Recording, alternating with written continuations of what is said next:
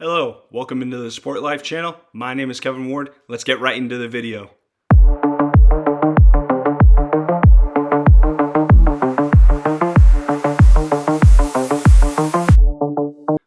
So in this video, it's a topic that I wanted to kind of discuss. I was thinking about it a lot, especially watching the finals, which I think have been pretty good. Super entertaining, tight games, which is I think anything all sports fans want. Definitely been an odd finals because not home teams won yet. I think we all felt pretty strongly like the Knicks are going to come home to a crazy crowd and crazy energy and win Game 3, and they didn't. So now we got a series on our hands, right? And it's been fun to watch. We're watching that next generation really kind of take over the league, right? And you could kind of say this really started in 2024. You could say 2023. I want to say 2024. Tatum, Brown, and then the next year SGA and the Thunder, and then this year you got Wemby and the Knicks going head to head. Like, it's in that next wave. And so it got me thinking, right? Like that past generation, right? KD, Kawhi, Steph, LeBron, and the legacy that those guys had. And, we're starting to hear those rumors of, is LeBron going to join the Warriors with Steph? Like that just from an entertainment standpoint, that would be amazing to have two players that really defined the entire generation. Team up for kind of their ride into the sunset. That would be absolutely compelling. I think they'd be must-watch TV anytime they play together, especially how they look together in the Olympics. But again, like, it got me thinking, right? Like, each generation has one or two players that completely define the era of basketball. And you go back to, the 80s, Magic and Bird, right? Like, they really brought the NBA into prominence and popularity and stuff like that. And then that next generation was Jordan, right? And he absolutely exploded the sport. He made it international. Like, he changed everything that the NBA is about going forward, right? Then that next era, you had Kobe Bryant, that I think people would probably say is the player of that generation of the 2000s. I think people sleep on Tim Duncan a little bit. I understand the Spurs weren't a great franchise until he made them a great franchise, right? Kobe's Lakers, they were great. They were one of the founding NBA franchises of what made the NBA great for many years before him. But I think people sleep on Duncan, a little too much. 5 rings and 2 MVPs and just a long, sustained success in the league is nothing to forget about. But I think people will probably say Kobe is the player of that generation, right? And so, like, I think being the player of a generation isn't always you're the best player. In my opinion. I think in most cases it is, but I don't think it's every time. Right? Like, if you look at Duncan and Kobe's careers, you just take the names out of it, right? And you just put this guy's accomplishments versus this guy's accomplishments. You're telling me for sure you would pick Kobe's resume over Duncan? I don't think so. But when you really think about the player of a generation, like what player influenced, the transition of the NBA, fans of the NBA, people that play basketball, right? They would definitely say Kobe. I mean, every time you shot a paper ball into a trash can, it was, Kobe, just let it fly. Anytime you took a crazy shot, at the YMCA or, out at the park or in the gym, you hit some nutty shot. Kobe, like, that's his influence on the game, right? And you look at the future generations of players, right? Like Devin Booker, Jason Tatum, and the list goes on, right? Their influence is Kobe Bryant. Well, his influence, right? Like T-Mac, him, Vince Carter, like all those kind of wing guard guys, their influence was Jordan, right? And so you see how this is all kind of translating. Like one player of a generation leads to the next generation, and how the game of basketball is played and the influence it takes going forward. Right? Like Kobe said it many times. We all know this. His entire inspiration is Jordan. He said it. He's like, I hate the conversation of who's better between me and Mike, because everything you get from me was from him. Okay? His entire foundation of him as a player. And so as you go into this next generation, right, it was Tatum, be a two-way player, Booker, that style of guard, right? And this generation, right, the 2010s. So let's start 2000s exit, right? It's actually this easy transition because you had Kobe won his last championship in 2010. Now you go on, right? And I know Duncan wins one in 2014, so he gets one in the 2010s. Kobe never wins another one. So the 2010s is really defined by two guys. It's not three guys. KD is not in this conversation. I will get into why he is not. Okay? Same with Kawhi. I will explain why he is not. It's two guys. It's Steph and LeBron. It is.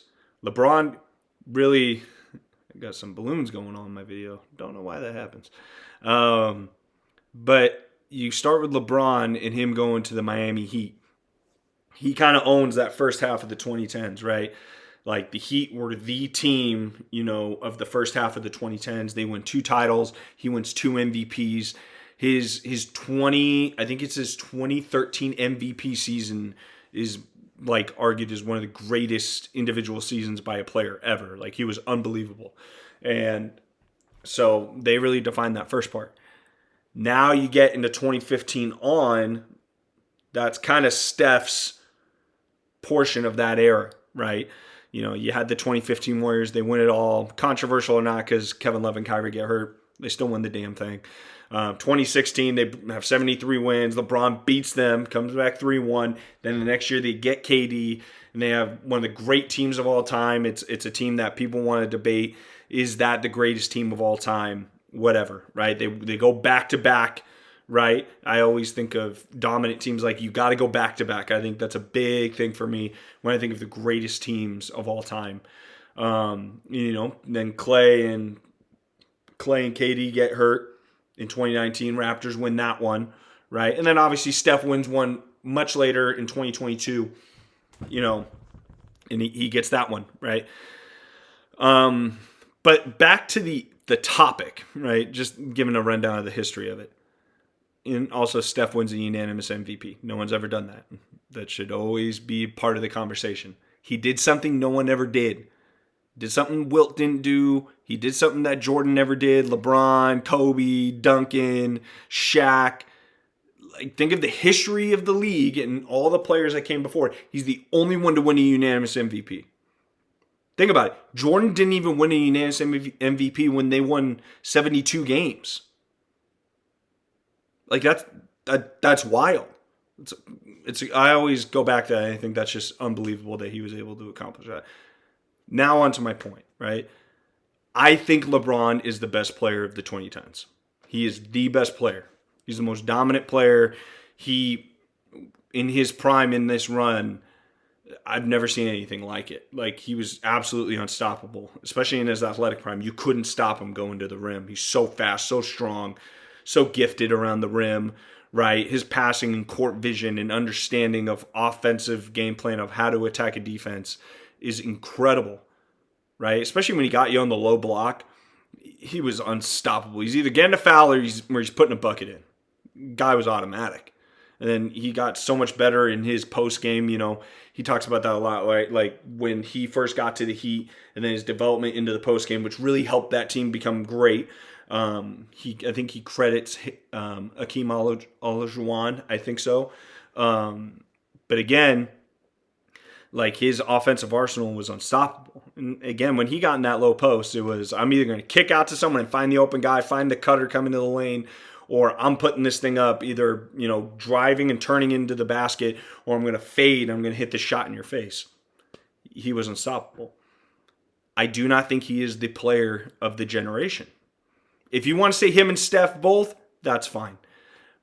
But I want you to think of who influenced the game of basketball in the 2010s the most, and you look at how the 2020s are being played. It's Steph and the Warriors. And I don't think it's even a conversation. I personally don't. Now, full context, I'm a Warriors-Celtics fan. I know it's odd for some people to hear, but I am a Warriors fan. So if you want to say this is a biased take, go for it. But I'm going to make a hell of a compelling argument why he is the player of the generation. You look at the players that were attempting the shots and the style of gameplay that he was all about. No one was doing that. No one was taking shots from 30 feet with confidence and regularity. No one was doing that, right? No one really moved off the ball like he did, and, just the play style of which he instigated in, right? Like, no one ever really believed that a small guard can be the foundational piece of a great dynasty. You can't say Isaiah Thomas had a dynasty. He did have a great run. He did. He won back-to-back NBA championships, went to 3 finals. It's great. It wasn't a dynasty. Steph's got 4 rings. Isaiah's got 2. I'm pretty sure Isaiah never won an MVP. So it's not an apples-to-apples conversation. But back to Steph, you look at the way the game is played now. There's more guys that are playing like Steph than there are LeBron. You look at the Celtics 2024 championship team, they were heaving threes like crazy. Like crazy. Right? They like to play a small ball lineup when Kristaps was off the floor, right? Him, Derek, Drew, Jalen, Jason, at times with Peyton Pritchard, right? And a lot of that is attributed to what the Warriors did and how they changed the game of basketball, and the way Steph played the game. You go to gyms, you go to any sort of pickup game, like, guys want to play like Steph. They want to chuck those big time threes, right? Like, Steph made the average human being feel like they can play the game like him. He's not a crazy athlete. He's not. There's no way that any person can be like, oh, I'm going to play like LeBron. You're 6'8", 250 and run like a freaking gazelle? What? No. Fuck no. But the way Steph played, you at least felt like you could do that. Like, Trae Young's a direct influence of Steph, right? I actually think the way Steph played influenced how Wembanyama's become, right? Because we didn't see centers just go out and, chuck threes like the way he does, at the volume he does. And I'm sure Dirk had an obvious influence on Wembanyama, but I don't even think Dirk was attempting that many threes, like at the volume that Wemby is, right? And Wemby is doing it because of the influence of the way the game is played now. And Steph is a direct correlation of that, and the style of basketball that is played now, the way teams play now, right? Like, Chet and Wembanyama don't like they can play under the rim, but they try and play like perimeter players, right? Because the game's played on the perimeter now. It's not this traditional back down on the post play off that.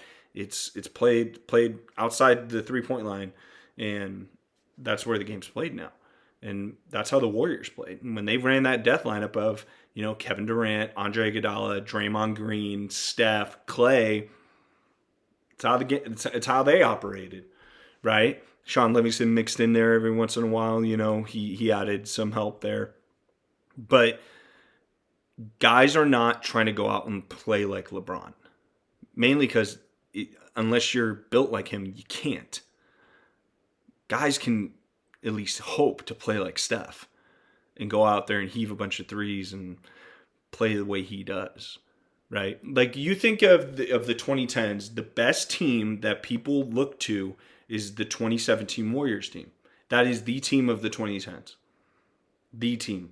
And you're a suspension away, right? You're a suspension away, and maybe LeBron doesn't block the Iguodala transition layup and Kyrie doesn't hit that crazy three.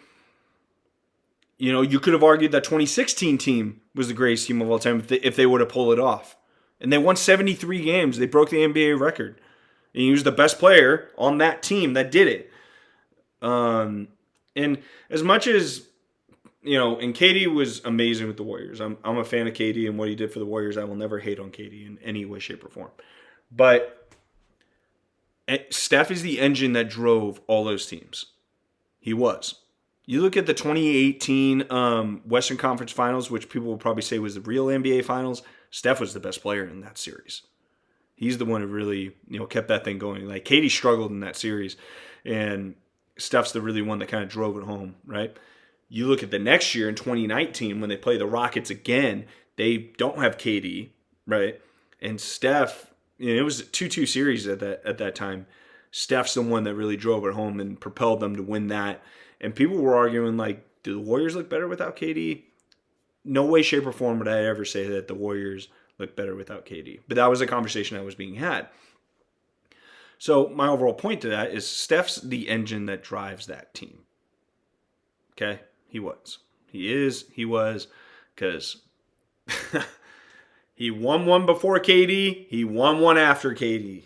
He did. And as funny enough as it is, right? That Celtics team that Steph beat in 2022 with Defensive Player of the Year Marcus Smart, Steph torched them. That same Celtics team he beat the Nets in KD, and they struggled in that series. So if anybody wants to argue the Steph KD thing, like, Steph's a better player. I don't know. The evidence in the games and the accolades show it. But again, back to my argument, right? Steph has influenced so much of how the game is played, right? He's kind of the one that I think kids want to relate to more. And his teams are the more talked about teams than LeBron's teams. They are. More than his Heat's teams, more than his Cavs teams. It's the Warriors that are talked about more. And so again, and then now you lead into what they did in the Olympics, right? Now that's outside the 2010s. I get it. Who had the more defining games in those Olympics? It was Steph. Steph in the semi against Serbia, and then Steph in the final against France, where he was otherworldly, and the world really got to see how magical of a player he was. And again, on the court with LeBron, KD, Steph, who was taking the big shots? There's that possession where KD keeps giving the ball back to Steph, right? Like, hey, you take the big shot, big fella. They're telling you right there what they think of the guy. They showed you on the world stage to win the Olympic gold medal. It's right there. Again, for all those reasons, for all the reasons I've named, they had the best team of the era. What he accomplished, no one ever accomplished. The way the game transitioned and how fans played and his influence just on the sport, right? Steph is the player of the generation. When you talk about the 2010s and you talk about the influence of what it led into the 2020s, it's Steph Curry and the Golden State Warriors. LeBron's the better player. He's the better player. He did not influence the transition of the game as much as Steph Curry did. Again, just my opinion. And then, in the comments, argue with me. I want to hear it. I love good debate. But in this one, I think Steph's the player of the generation. And another little side thing, but the player of the generation never left his team. LeBron played for 3 teams in the 2010s. Lakers, Cavs, Heat. Steph has stayed with the Warriors through good times and bad. He grinded it out, right? Look, Michael Jordan played for 1 team. Kobe played for 1 team. Larry, Magic, played for 1 team. When you think of the player of the generation. And, so, I just think it's such an interesting topic to think about. And I want you guys to think about it, right? Just really think about when you look back on basketball, right? And how it's kept pushing the game forward. Who did that more? Steph or LeBron? I just stated my case. I think it's Steph and Curry. And, as we get in, because I don't know how much longer they have left. I would really, really hope fans just enjoy both while they're here, because when they're gone, we're going to be sad. And I know I'm going to be sad, because they really made up most of, my young adulthood going in. And they're incredible. They truly are. And, this next wave, it's Edwards, it's still Tatum, it's Wembanyama, it's SGA, it's all these guys going in this next wave. We're going to see, like, who's going to be the player of this generation. Or maybe there's a couple, right?